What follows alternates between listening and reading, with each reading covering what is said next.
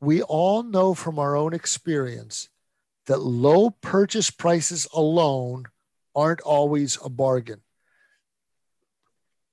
If I offer you a piece of junk for a very, very low sum, for a small amount of money, you might say, I don't care how little you charge for it.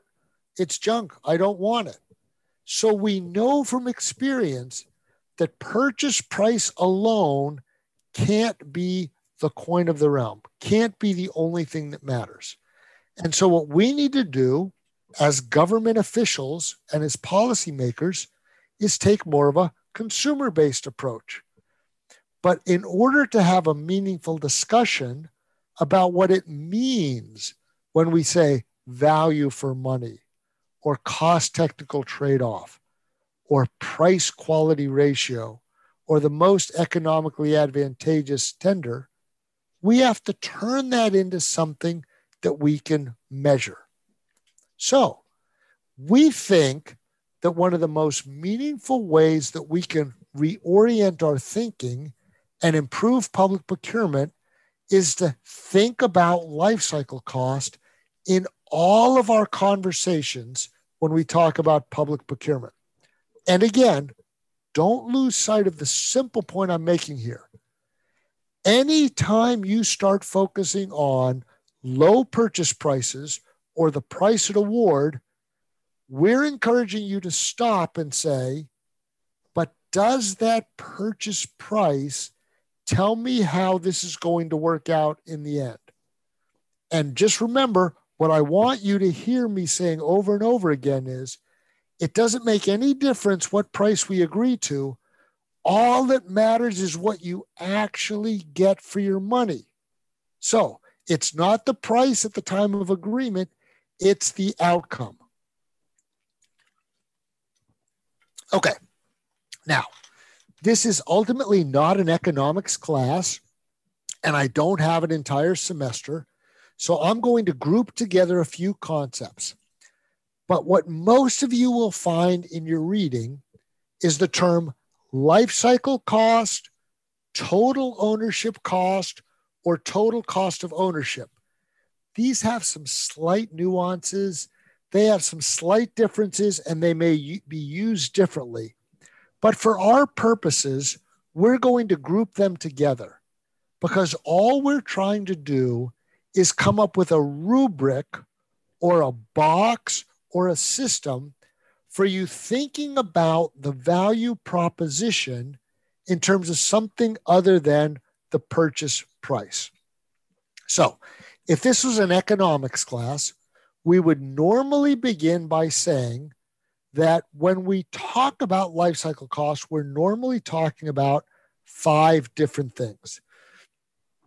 And one of the things that we're talking about, of course, is purchase price. So just because purchase price isn't the end all be all, it doesn't mean it's not important. We always have to consider how much we agreed to pay at the time of purchase. But that's one aspect. Okay. In addition to purchase price, we also need to think about our transaction costs. When we think about our transaction costs, I just want you to take a step back for a moment and ask yourself, how much does your public procurement system cost? And that includes how much did you spend on legislation, how much on regulation, how much hiring all of those procurement professionals, training them, incentivizing them, and developing them professionally. All of that work, your electronic commerce system, your oversight system, all of those things come into play. So it's the people that write the tender, it's the people that do the evaluation, it's the auditors, it's the inspectors. All of these people are costs in doing business. And the purchase price plus your transaction costs is where we start. All right. Now we get to operating costs and maintenance or sustainment costs. The easiest example for most of us in this is to think about an automobile. The classic operating costs for an automobile are fuel or petrol, oil, and tires. In other words, If you want to drive the car, you have to put gasoline or petrol in it. Now, what do you know from your own experience?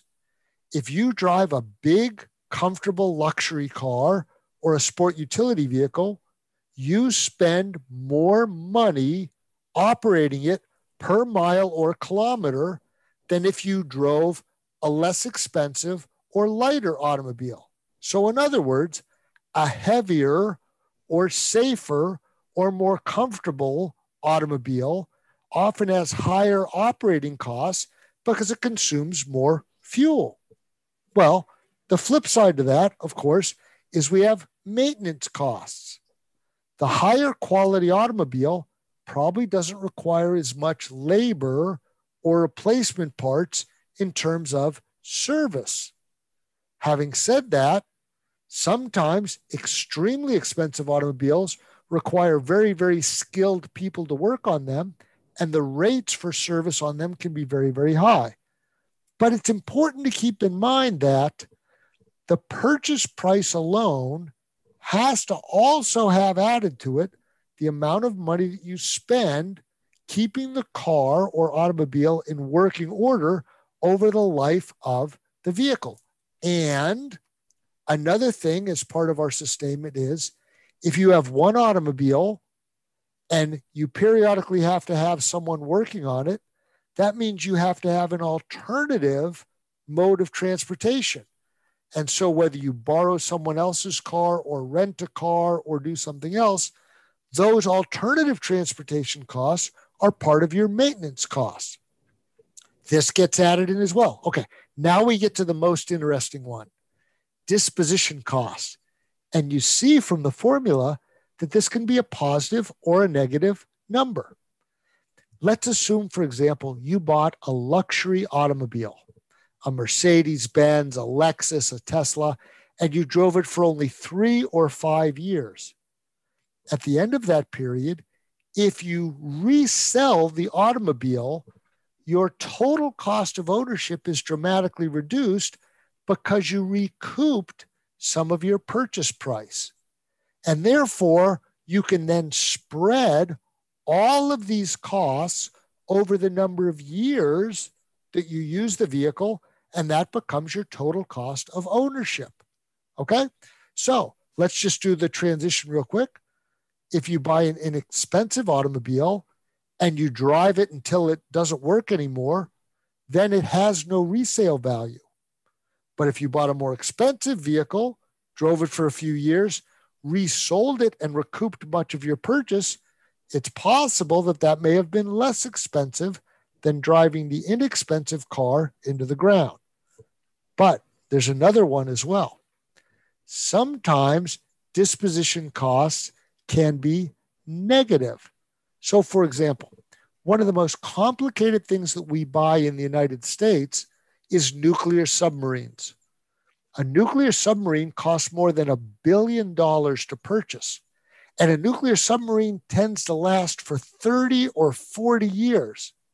But at the end of the useful life of a nuclear submarine, it costs more to decommission it or take it apart than it costs to build it.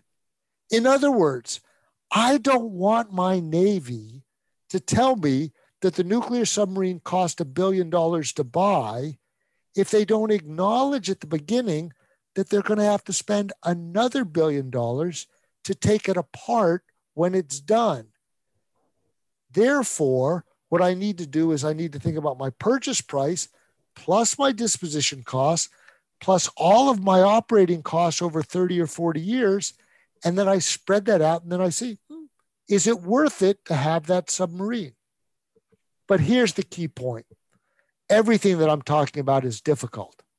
Now, in a classroom, it's easy because we can control the variables and we'll give you some tools for doing life cycle analysis. But first, it's hard. And second, the most important thing is it requires us to think differently. Let's go back to a point I made earlier. I can train anyone to open an envelope and figure out which is the lowest price. It takes a lot more experience.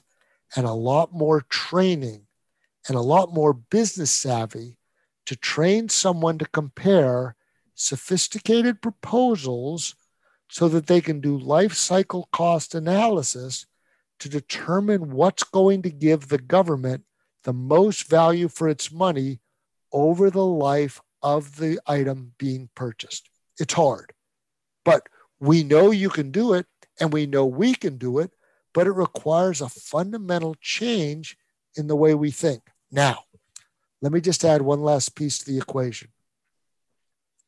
If we're going to have a meaningful conversation about actually doing something about climate change before it's too late, we need to not only think about the value proposition on a procurement by procurement basis, but we need to integrate into our life cycle cost analysis externalities or effects.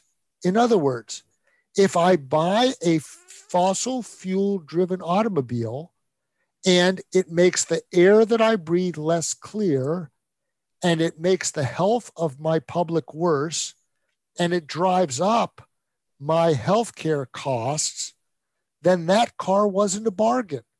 And so what I need to do is think differently about the way that we design evaluation factors, the way that we do our life cycle cost analysis, the way that we think about the way that we achieve government missions, if we're ultimately going to make a difference that's going to have any impact on the world that our children or our children's children live in. Okay, can I get the next slide, please? First, let me say, I thank you for your patience in sitting through this lengthy Zoom conversation. Again, the key point that I wanted to stress today, and that we'll continue to talk about in our sessions later, is that we need to think more about value-based outcomes and less about rules and processes so that we can escape the tyranny of low prices.